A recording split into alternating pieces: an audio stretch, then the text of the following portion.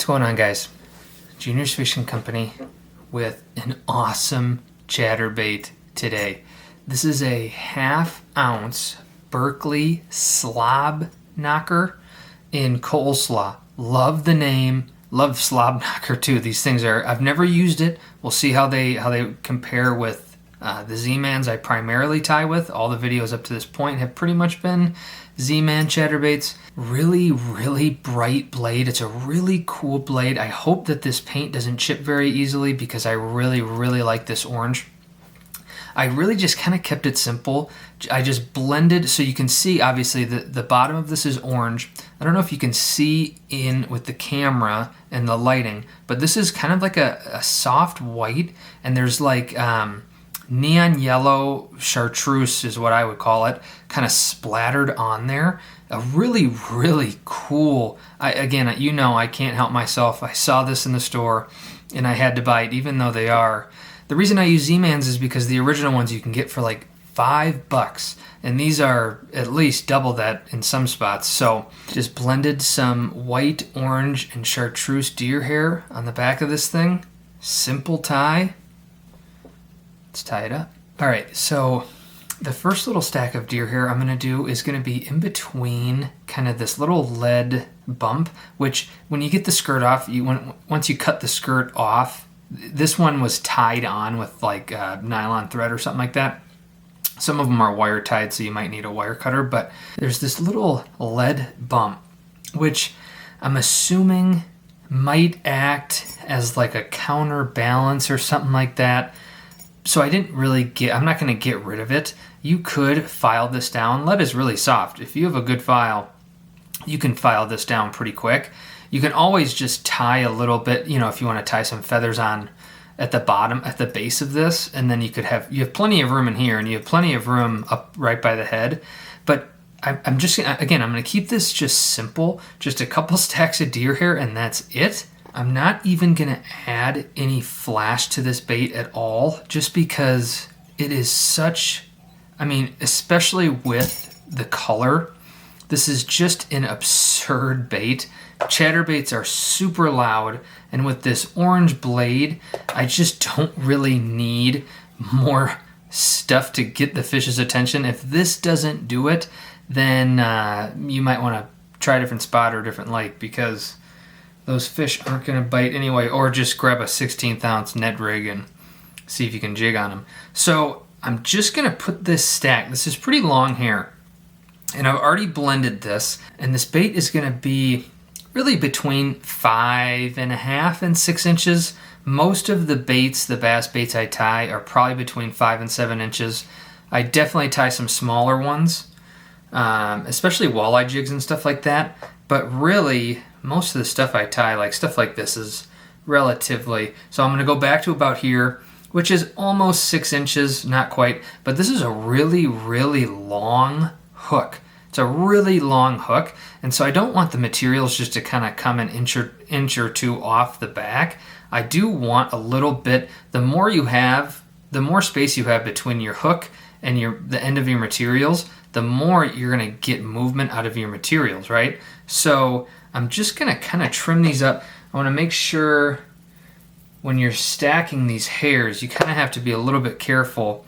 You always want to trim a little bit more off and make sure that all of them are even, because you'll have some maybe butts that are up here, and so you might lose some when you kind of do that little stacking. So I'm gonna put these, again, this is just a really simple jig. I really focused on the color, making sure that the color of this hair matched the jig. And so I spent as much time probably blending this deer hair as it's going to take me to even put it on and tie it and film this video, because sometimes the prep work in some of your flies, especially a big musky fly, if you prep your materials, like you don't want to watch me prep materials in half of a video. So you prep all this stuff, and it takes a while, especially, again, those big musky ones. If you have 6 stacks of bucktail that you're blending colors, it just takes time to to get all that done. So this isn't, I mean, it's kind of flared because you have that little lead bump, which is totally fine. When this gets wet, you can see I can breathe on that and it's gonna go down. This is really long, really thin hair, and so I'm not worried about it sticking up or anything. I'm just gonna get some good pressure on there. This is 210 UTC white. I'm just gonna mash all that down. Come back. I always do, if you pinch on it and twist it and it still is twisting, you want to get it tighter on there. Doesn't look like it. And you can always, I'm gonna put some super glue down anyway. Just gonna kind of comb this out. You lose a hair. But again, this is really thin. In no point can you not see my hook. This is a really thin, long, thin bait. I usually either make it long and thin like this or kind of short and stubby, you know, because there's lots of different fish in the lake. But again, that silhouette is kind of what you're going for. This is a long and thin bait. So I'm just going to put down a little bit of super glue here. And I don't want super glue on my blade. It's a really cool blade, like a matte finish orange. I really couldn't match this color super well. That's the one thing, is there's too many colors, you know? Like if there were just less colors, then I could probably match perfectly more often than not. So I'll just get some of these want to be on each side. And I'm going to come up here. I'll just jump up here. You could for sure just do a little half hitch or something and you'd be on your way either way.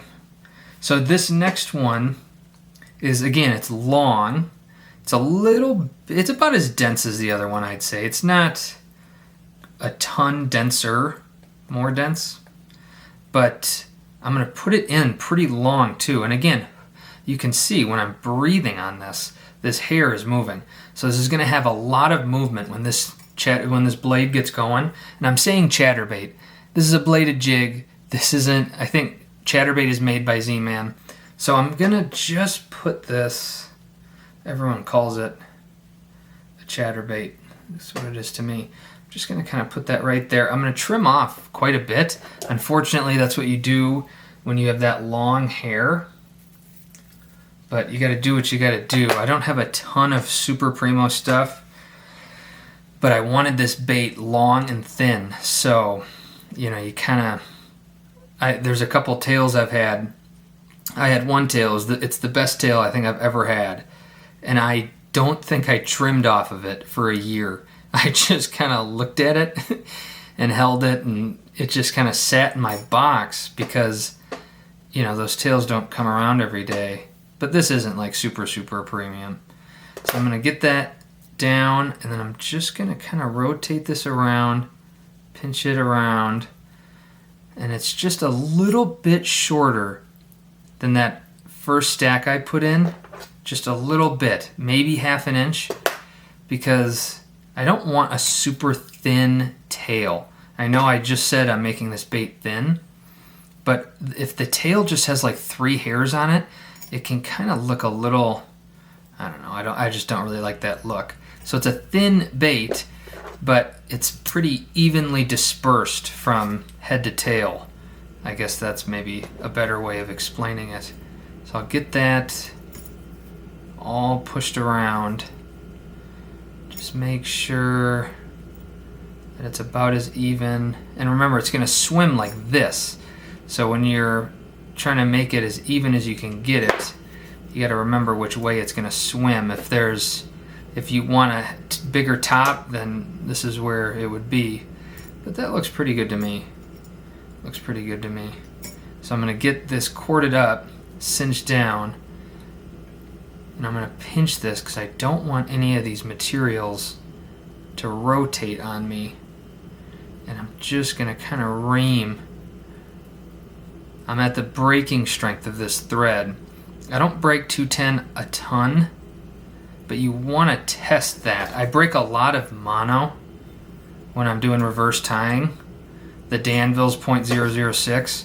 I'll break it pretty frequently just because you want a lot of pressure on those materials. So what I'm going to do is I've got my trusty razor blade, and I'm going to trim this up. I'll put a link in the description below for a little short video of what I'm about to do. I've been keeping it out for a while of these videos just to make them a little bit shorter, and so I'll put a link in that below. But I'm going to clean this up and we'll be on our way.